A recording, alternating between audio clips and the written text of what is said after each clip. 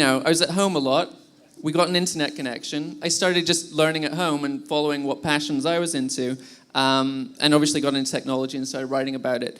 And, what else would a sick kid do at home without an internet? You can actually, you can really progress if you have a connection. And we're talking about people in much more challenging situations can compete on almost an even playing field. That's what's so great about the internet. It's really a democratic force, a real equalizer. So I think it's key. I sometimes get frustrated with the likes and the friend requests and all these sorts of things because and some of the tweets that are out there, simply because I feel like if you have a tool that has so much capability, you need to make sure you use the tool in the right way so that it has the maximum impact. How can you make sure that that tool is honed and used in the proper ways? Do you mean people are tweeting about what they have for breakfast? Is this what you're saying? For example. I actually think that's cool. I actually don't... What I think is great about social media is it has such a low bar. And I don't think people should overthink it. Because when you're tweeting what you have for breakfast, there is some statistician out there logging what everyone in every country has for breakfast and coming up with some really interesting data about breakfast habits and how we can make people's diets better. Everything you put out there, you would not believe it, but it's actually contributing value. And you're not afraid that may drown out some of the other messages? I think the future, and we were just talking about this earlier, there's a lot of volume of information, and this is the next great challenge. Once everyone's connected, we haven't solved everything because suddenly we have a volume of information that is so high. And it's not just people these days. I mean, we have people in our office who are wearing these wristbands that log like all your activity, the Nike Plus ones, the Fitbits, and then you can go share that and you can compare to your friends. There's all these devices that are now talking to the internet. You can get something called Twine, which you put onto things and it'll start tweeting. I mean, if everything's tweeting and Facebooking, then you're going to have a lot of data to sort through. And it's kind of part of our role at Mashable as well, is to say, well, there's so much stuff out there. What's important to my community? What do they need to know? And that's the next great challenge. But I don't think people should create less media because they're scared that they're going to drown things out. I think it's really up to the technologists to figure out, well, how do we filter this stuff? I'm not checking that Twitter about breakfast is all around the world, but it's sure somebody said interesting.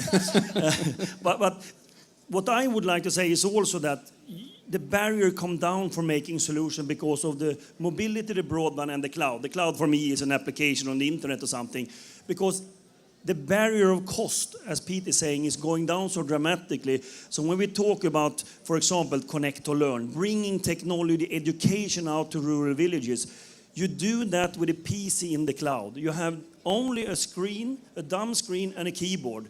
And everything else is up in internet. And you only need one internet link into the whole village, and suddenly they can be part of anything. So we have brought down the barriers. And I think that's one. The other thing that I also, which Pete mentioned, is that we have a forecast for 2020. It's going to be 50 billion connected devices in the world. Wow. And of course, many of them will bring efficiency. I see in front of me that cars will be connected.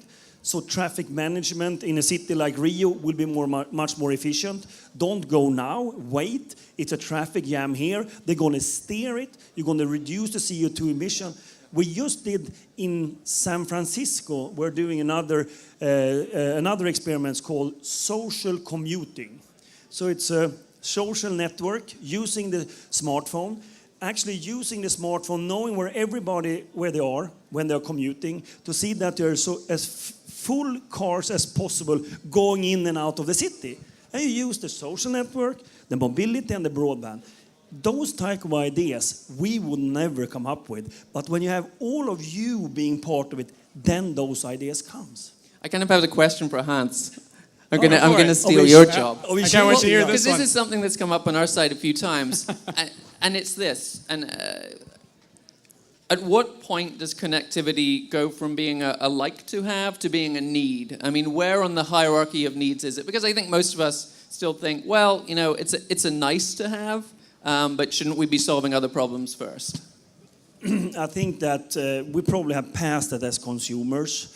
that is not nice to have. I mean, we have seen that in the economical crisis that has gone past the last 20 years. In the first economical crisis, you dropped your connectivity. I cannot afford it. In the last economical crisis, nobody is dropping their connectivity.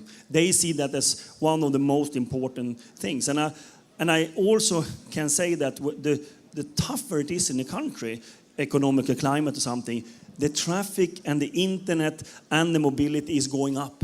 Because you need to talk to someone, you need to communicate. So I think that we have passed that where connectivity is, I will not equalize it with anything, but I think that governments need to think about broadband infrastructure equally much as think about roads, airports, any other social good. If you have a good broadband, you actually create, for every 10% of broadband penetration, you create 1% sustainable GDP. But only if you have solutions on top of it. The broadband as such will not help you. You need to have these things that we are talking about. Well, out of respect to the social media clock, we have about 50 seconds, and I'm going to give the last word to Pete. Do you have any last thoughts before we leave the stage? It better be a good word then. Absolutely. I think it really comes down to, connectivity is incredibly valuable. It's transformative.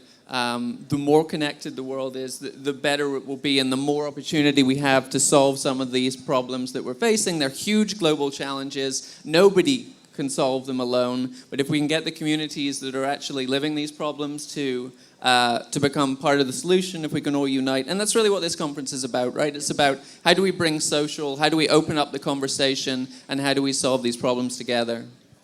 Well, Pete, Hans, thank you so very much for forging ahead and leading us to a better world and hopefully some really amazing solutions so that we can start living with this planet rather than living on the planet. Thank you very much. Thank you. Thank you.